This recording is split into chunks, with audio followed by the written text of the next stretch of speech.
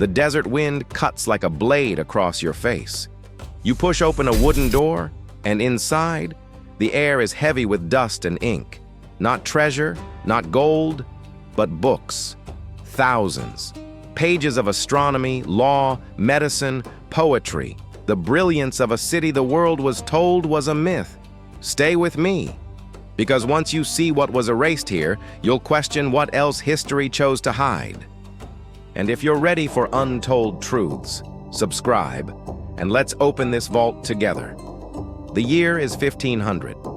Europe calls Africa a dark continent. But in Timbuktu, light spills from the mosques at night. Candles flicker against parchment stacked higher than a man. Here, books are more valuable than gold. A single manuscript can cost a fortune, enough to buy a caravan of camels. Students travel across the Sahara for one thing: knowledge. They sit cross-legged in mud-brick halls, debating philosophy, law, mathematics. Imagine a university city where ideas flow like trade. The Sankore Mosque is not just a mosque, it's a library, a university, a beacon. At its height, Timbuktu may have held hundreds of thousands of manuscripts. Astronomy charts mapping stars centuries before telescopes. Medical recipes for surgery, disease, childbirth. Histories written by African hands. Chronicles of empires Europeans refused to admit existed.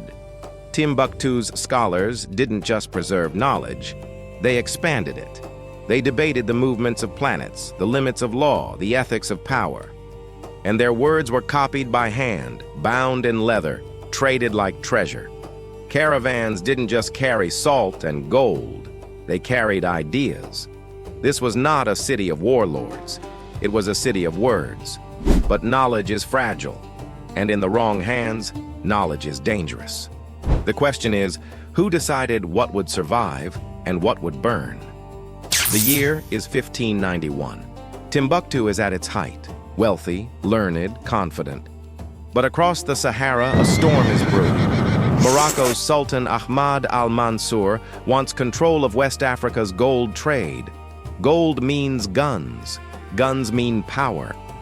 He orders an invasion. Thousands of troops march south carrying cannons and muskets. Against them, Timbuktu's defenders armed with spears and swords. The clash isn't a battle, it's a slaughter. The Moroccans crush the Songhai Empire, the shield that protected Timbuktu. The city's fate is sealed. Soldiers pour into Timbuktu's streets. Scholars, respected for centuries, are chained and dragged away as slaves. Libraries are ransacked, manuscripts stolen or burned. Centuries of knowledge vanish in smoke and sand. Ahmad Baba, Timbuktu's most famous scholar, is exiled to Morocco. He had written more than 40 books on law and theology. In exile, he begged for the return of his 1,600-volume library. He got back only a fraction. This was not just looting, it was an attack on memory itself. Imagine the brilliance of Athens or Alexandria erased at gunpoint. That's what happened here. And yet the manuscripts did not all vanish. Because ordinary people, merchants, families, villagers, risked everything to hide them. In cellars, sand-filled chests, and desert caves, words were smuggled away, waiting for another age. For centuries, the manuscripts of Timbuktu stayed hidden. Dust settled on them. Sandstorms buried them deeper, but they weren't forgotten. Families passed them down like sacred relics. To lose a book was to lose a lineage. They held astronomy charts, maps of the heavens written in elegant calligraphy. They held medical recipes, herbal cures, surgical techniques, warnings against contagion. They held philosophy, debates on justice, power, and God. They held contracts, poems, chronicles of kings and wars. A library written by Africans for Africans in Africa. And yet the outside world called Africa a continent without history. European colonizers painted the Sahara as a void, an empty desert. But here, right in its heart, was a city of books. A city that debated Aristotle and Copernicus while Europe fought its own dark ages. The manuscripts proved what conquerors tried to erase, a civilization of thinkers. Rediscovery began in the 20th century. Scholars stumbled upon private collections, tens of thousands of manuscripts. Some were worm-eaten, others blackened by fire.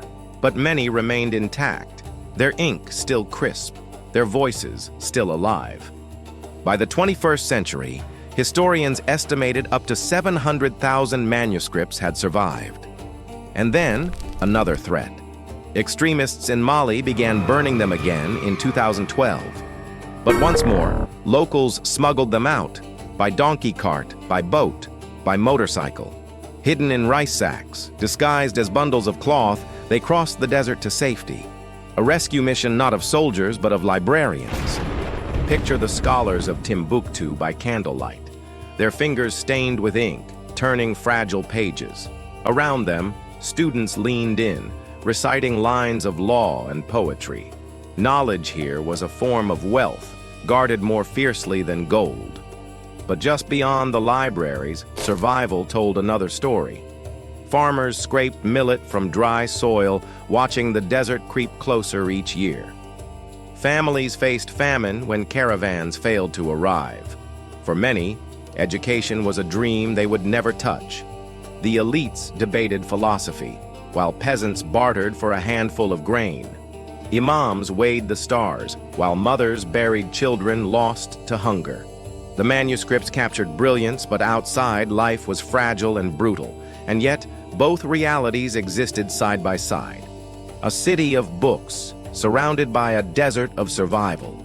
A civilization that could map the cosmos, but not escape drought.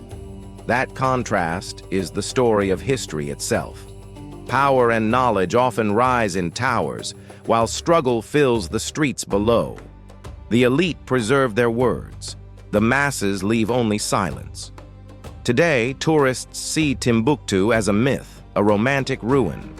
But the true story is sharper, heavier. A library built on sand, saved by hands that had nothing else. And one haunting question remains. How many other libraries were lost before we even knew they existed?